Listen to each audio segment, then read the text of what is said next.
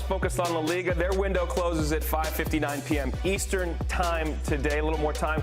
Some of the incoming transfers are big, of course. Trent Alexander-Arnold coming from Liverpool.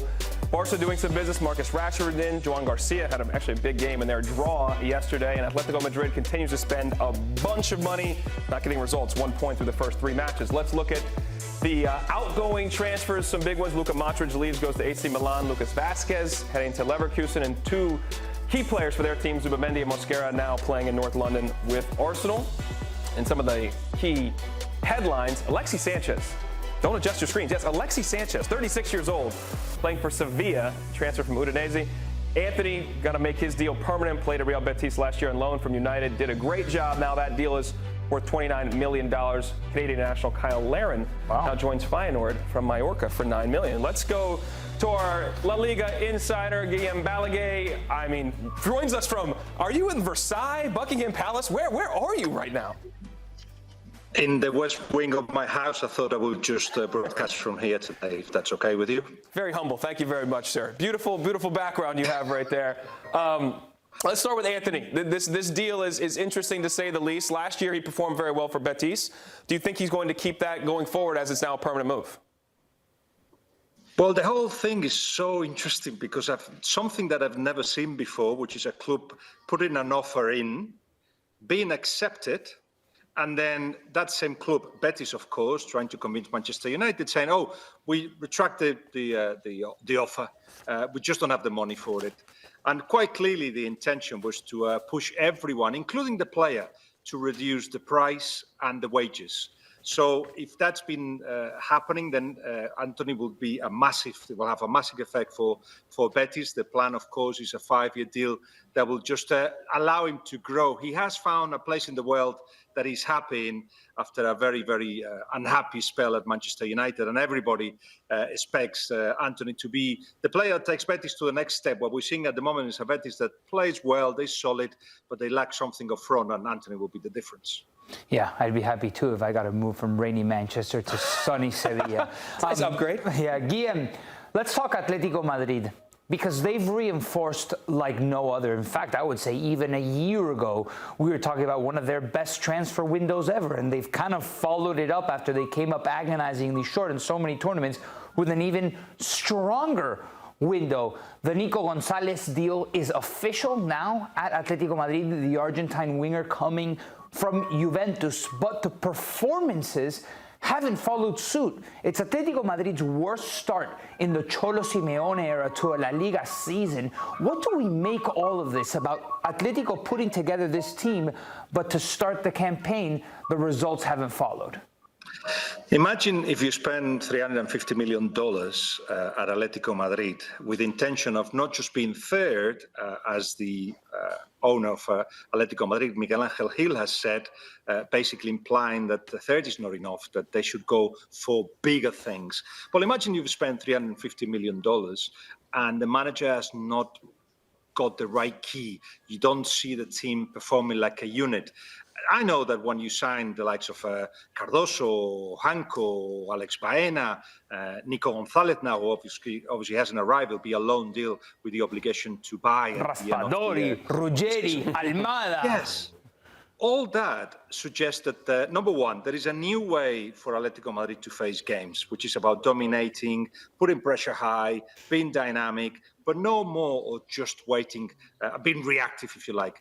But imagine you do that and the manager hasn't got a clear idea of how to make that work. The last 2 seasons, they had 17 and 19 points away from the top at the end of the season. Not good enough. And at the moment, they don't look good either. Early days, of course. But what Atletico Madrid is asking, this is not the fans, this is the club itself, to Simeone, is like, you know what, it's time to actually do much better than just the minimum being third, of course, in terms of money invested, in terms of quality of the squad, that should be the minimum. But Simeone looked a little bit confused, and even though I think they actually scored the first goal in the 3 games they played, they just haven't managed to get the results that they want, and it's going to be a tough season if he doesn't turn things around. Yeah, in short order, to say the least. Let's talk Barcelona, the last year's champions. Their financial issues are well documented. Now, they got Rashford in, and partially maybe because Marc-Andre Ter Stegen got surgery, they had the opportunity to do that. Do you think this is sustainable to have this financial situation every window where they can't just register and can't go out and spend money? Is this sustainable for them to maintain top of the table in the Liga and top of the Champions League potentially without the dollars?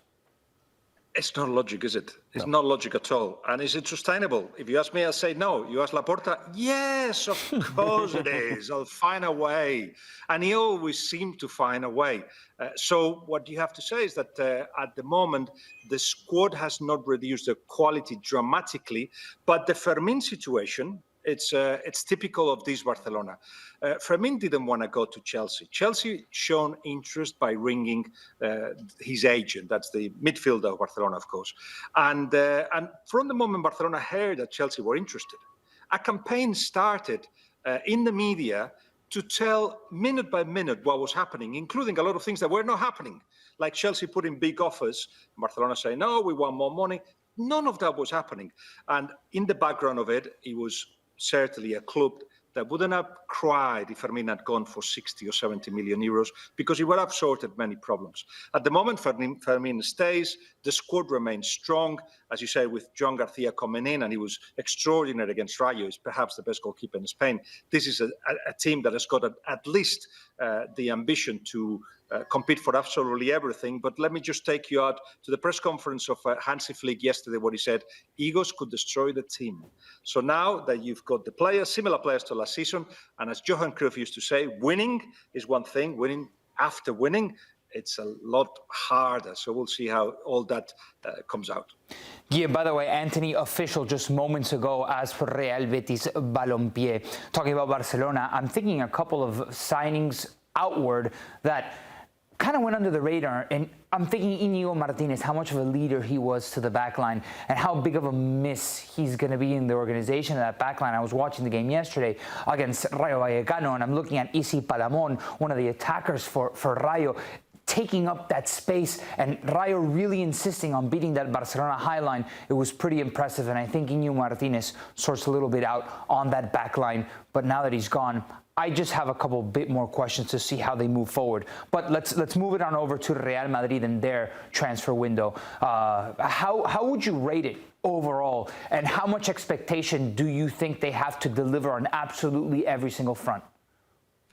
When you've got Mbappé, you think that you can win everything. When you've got a Vinicius that now is a little bit upset because he doesn't start every game, and yet when he comes out, he makes a difference, then you have to be candidate for absolutely everything. My problem with this Real Madrid, with a Hodgson that is making the centre-back pairing, whoever it is, with Militao or Rudiger, solid, yes, but we're also in the style that Xabi Alonso wants. So all that is sorted. At the back, I think they sorted. Courtois, one of the best goalkeepers in the world. Up front, I think they sorted. In the middle, I'm not seeing how Xabi Alonso can get a performance of Real Madrid that can beat anybody, the Arsenals or the Bayern Munich or the whatever, all the big guns. Because at the moment, what we're seeing is Real Madrid still being saved by the individuals. Early days, they only had a 1 week pre-season. It's just the type of players that he's got in the middle. I'm not sure that he will work to dominate games constantly. Valverde is box to box, isn't it? Tchouaméni dropping deep as a centre-back and sometimes not dominating games either. Arda Güler, is it a little bit too light? He's pushing him forward, but gaps in the middle that perhaps Bellingham, who's also more a forward than a midfielder, cannot fill. That is the imbalance of Real Madrid. But certainly the market is closed, has been closed for a while for them since the moment that Ceballos didn't go to Olympique de Marseille. Everybody stays put. They're not getting anybody else. And that means that what we've seen is what they're going to have to use to win everything. It's a bit of an experiment to give Real Madrid to a manager that will want structure first, but one fascinating experiment to follow up.